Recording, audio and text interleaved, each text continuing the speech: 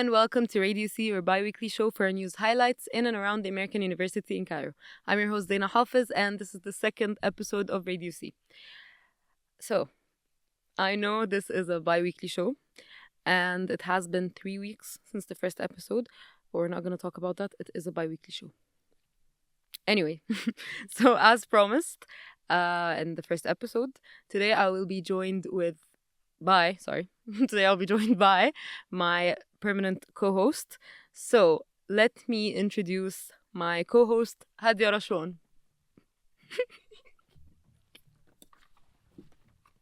Hi.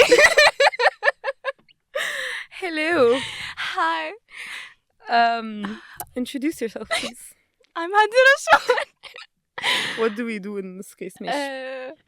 I'm Hadia Rashwan. I'm also Zena's friend. I'm very excited to be here and co-host with her. For those of you who know us outside, you know it's gonna be very fun. I'm anxious about what this is gonna be. Not about the content as much, so we're good. This is gonna be fun and interesting. We hope you enjoy our dynamic. I hope so. Okay, without further ado, they say that in YouTube videos? Without further ado. Where are we looking though? Without further ado. Let's get started with today's topics. Okay, so today is a very interesting episode. We have the first topic is the parking fees issue. So, just a brief about what this is going to be. So, there was a post posted by the Student Union on their Instagram page that the university is willing to implement an annual parking subscription worth £7,000 or more, and whoever does not pay will not have access to parking. Silence. No comment. Awkward silence. So, but again, as I said, it was posted on SU's account. Yeah. It wasn't like sent to us through the university or an email or anything. There's not much details about it. Yeah, so this is why everyone was wondering, like, what about this? So, everyone is wondering where the announcement came from or where SU got this information from.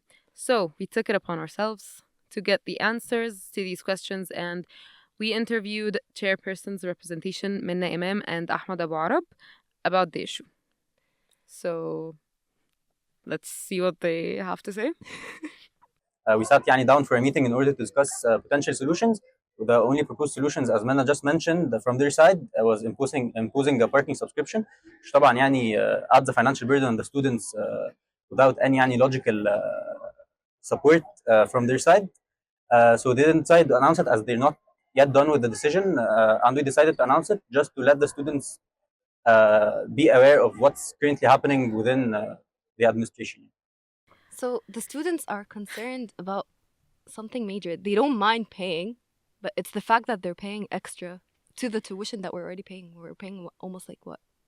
$1 million? Yeah, it's like crazy. Tuition is insane. It's extra in this fees. university. Yes, it's not about the amount of money that they're asking for. It's about the concept itself. We're already paying a ton of money. And why do we need to pay more? We're paying extra to access parking. It's not a privilege. Like, honestly, it's not a privilege. It's the bare minimum. How is a person supposed to go to their classes if they can't find parking? And if you drive and you choose not to, I don't even feel like it's an option. If you have a car, if you drive, or this is your commute to campus, you don't even have an option. You don't have an option to not pay, even if you don't agree with the concept. Like, why? But why do we have to pay more than what we already do? Well, might I add? I personally don't drive, so seeing Zena, I do. She's agitated.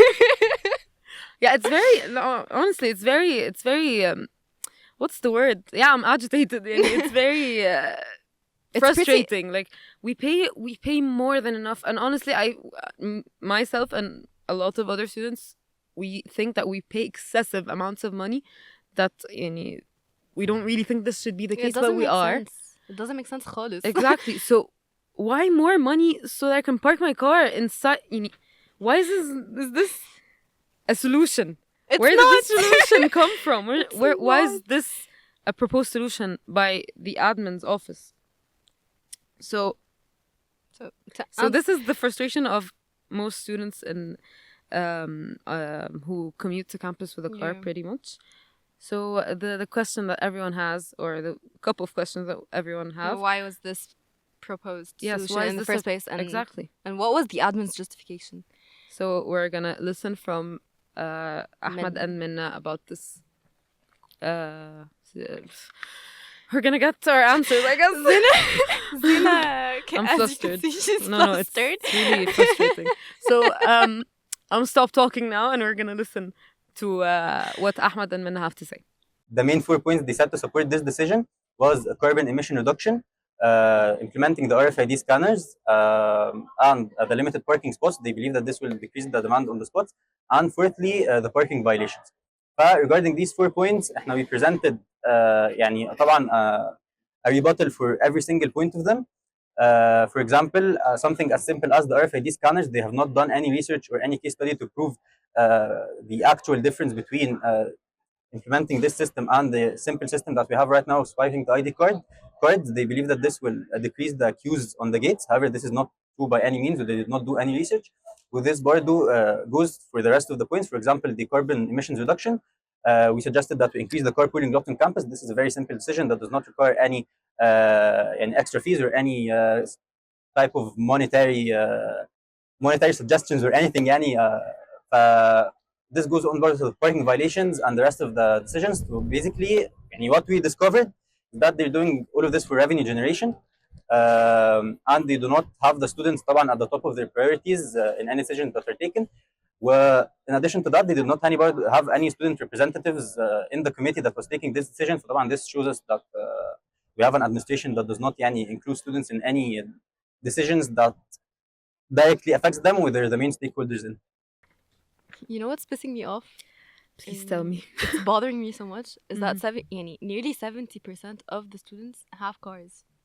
Okay, if not more. If not more. Yeah. So let's think about it. If they take money from just these people, it's gonna be way more than more what money. they need. Yeah, than what they need to implement that system. So I feel like there's a lot of info that's hidden. Yeah. And they're not being clear whatsoever. I feel like the students are very, very, they're lost. We're blindsided, I feel like. Oh. Why do you need this much money from each student? Do you really need Aslan to gather more? No. You don't have enough? No. They're not transparent in that area whatsoever. No. That's I think that's the major concern, other than the fact that students are paying 7,000 plus. Yeah, and again, as we said earlier, it's not about the amount of money. It's about we're already paying a lot. So it's not like the 7 or 10K that's gonna be very. It's why. It's it's the concept. We're not just paying for because we can. It doesn't work like that. We don't just pay because we can. No, I feel like it's the time to say why and no. Why is the solution to everything just pay more money? No. It's not a solution. No. Especially right now, I don't think it's a solution. It's not a solution whatsoever. It's a burden. To pay extra money. It's not. And actually, I feel like the reasons behind this, as according to Ahmed and Minna, it's not valid. It's not a solution, because I feel like most people will be forced to pay that money. So because where are we gonna park our cars? Where am I gonna throw it on the street? They're gonna put them in a situation where they have to pay the money. So again, it's not a solution. It's not a solution, because we're all gonna pay, and congestion's still gonna be there. No, not a solution, because nothing's gonna get solved. No, I hope we're making sense, because I'm so frustrated. I can't get proper words out. I think your frustration is pretty clear. I hope so. But it's really, really, really not a solution, because me personally, as frustrated as I am right now, I have no other option. Where am I gonna park my car? I'm gonna pay it, and I'm pretty sure a lot of others are gonna be like me. either they like it or not. So we're still not gonna find spots to park on campus. So we're just paying extra for nothing, pretty much. So I hope our voices reach somewhere, us and the student body's voices, and it's not like a lot of things are happening around campus, and like that isn't in the favor of the students. While the university says that the students are top priority. The university claims that our interests as students is their top priority, but it doesn't seem to be that way, honestly. Which is why SU actually came up with a campaign, and they're using the hashtag not at AUC. And here's Minna and Ahmed talking about that hashtag. Basically, we've noticed a pattern throughout the years of representation that we have been raising every concern, encompassing from services and all the academic issues with the professors and the cases, and there hasn't been really student representation hearing them or hearing the students or accommodating for their needs, no matter how it's discussed or how much strategies or proposed solutions we provide.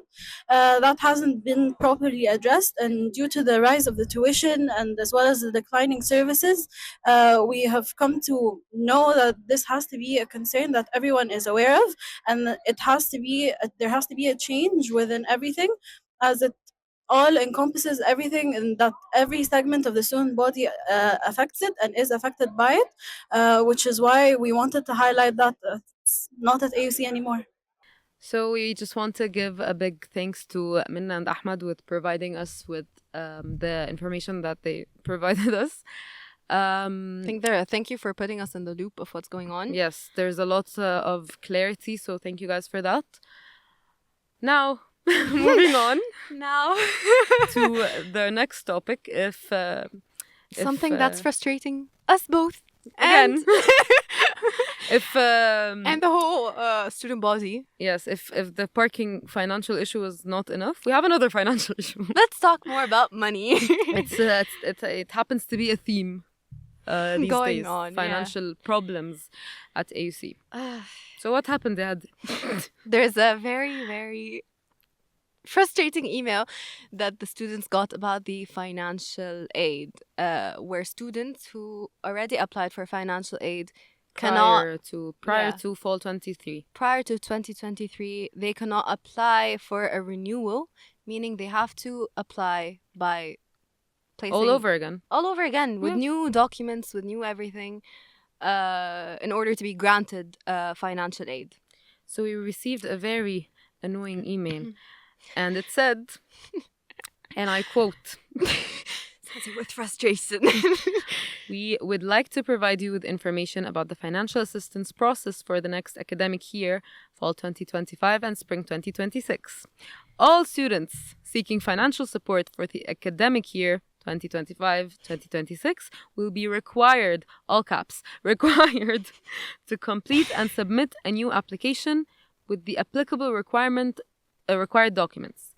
Students will no longer apply using the regular renewal form. Thank you very much. End quote. End quote. So I'm so bothered by Can we just give people context for people who are not familiar with how this works? Yeah. So pretty much, you have to Hadia, tell us about it. Okay. So the final... We're both pretty bothered by the whole thing. Mm-hmm. But the process of like the renewal or like the financial aid, you have to get documents for, like financial documents from the parents that are working, your income, the parents' income. Yeah, you follow the whole thing. You apply once. You apply once, and then once you upload the documents, and you're accepted. You're granted to and you're accepted. You're granted to renew that application. You don't do it every year. Like you apply once. You apply then once. You renew each academic year. So exactly. So that's the process, and that's what has been happening. It kind of helps the process flow easier. But with that renewal form being pretty much taken away, we have to apply all over again. It causes such a hassle. It's such a hassle. And why? And why should we go through this process type all of over again? Stress, like, and if I have financial assistance and I'm guaranteed to have it again then why am I doing it? So there's technically no reason, or there's no guarantee. Like, what is it? What is the issue? So we're all required to reapply. Yeah, with new documents that are updated. So does this pretty much mean that there is a risk for someone to have their financial assistance taken away, or the percentage, at least the percentage, will change? Like, what do you think the reason is for this decision? I feel like they're trying to. I think there is a risk for people's financial aid to get taken away, which is honestly not fair. Doesn't make sense. And it doesn't make sense. I don't think the university says that they have the students top of mind, but with that, I feel like we're always that waiting for the decision- next ball to drop. yeah. Like, we're always on edge. We're always waiting for the next big thing. We're waiting for the next big problem for us to face. And like, I just want to get out of here at this point. I Like, just want to know, what are they trying to fix with that decision? What are they I doing? feel like it's not fixing anything. It's gonna be. There's no transparency actually, and if we think about it, There's we the don't know theme- anything about There's a that. theme going on. We with just received the today's email out of Yeah. nowhere. يعني اتخضيت بالemail. I was like, hello? Yeah, my mom texts me. She's like, Hadia, what's going What's on? going on? What's going on? I don't know. I don't know. I just want to stress on the part that this is making our academic journey at AUC very stressful and heading towards a negative decline. Yeah. Like, why? And we're not the only people that are bothered by that email. We actually have a statement from a student who, like many others, is actually affected by that decision. And decision, again, we have no idea where it came from. It just came out of the blue. Yeah. And for privacy reasons, the student wishes to remain anonymous. Mhm. So here's about a statement from her. It says that the paperwork took 2 weeks and it's tiring. They can't do it every semester. And that they're scared to put new paperwork due to new situations, and they wouldn't give them a helpful discount, especially that every year the number of scholarships available keep lowering. Yes. Yes. Like, I don't think there's much to be said, but gathering the required documents is a hassle. It is a hassle. And what Paperwork in general is not the easiest process a person can go through. So No, imagine no. starting the whole financial paperwork all over again, especially, let's say we're both graduating. Yeah. So imagine going through the process of uploading your documents all over again. Yeah, we have to do that for just one semester. For just one semester. It's such a hassle. So that's why there was a new renewal form. That's why the purpose of the renewal form was purposing. Purpose was purposing. But yeah, I feel like there's not enough that can be said, or there's not much more that we can stress on, but it's still so frustrating and stressful. Yeah. We're not we're stressed about everything else other than academics. We don't have time to stress about our academics. I'm stressing about this while stressing over my capstone. Yes, it's too much. I It's feel so like much. they're just adding more to our plate. And because I relate to this part of this episode I more relate than, to both. more than the parking situation. So I feel like they're just adding more to my plate of trying to figure out and like talking with my mom. A lot has happened in our years in this university. So What's it's like, going on? They just when does it end? It doesn't, clearly. I think they just need to be a little bit more transparent, and they need to put And actually into put the students' Yeah. interest they need to As a put priority. the students into consideration. in their families. And I feel they're not helping them. They're not helping them whatsoever. With No. these two issues, there's no transparency, and It's very unfortunate that this is where we are right now with Yeah. this university. And no one who would have thought, yeah. I wouldn't. Yani, if you would have told me that this was gonna be the situation yeah. throughout my journey, I would have like, no, yani, no way. This is AUC. And I feel like with the economic crisis, it's not helping. It's not helping whatsoever. No. So it's Okay. so bothersome. Enough depression.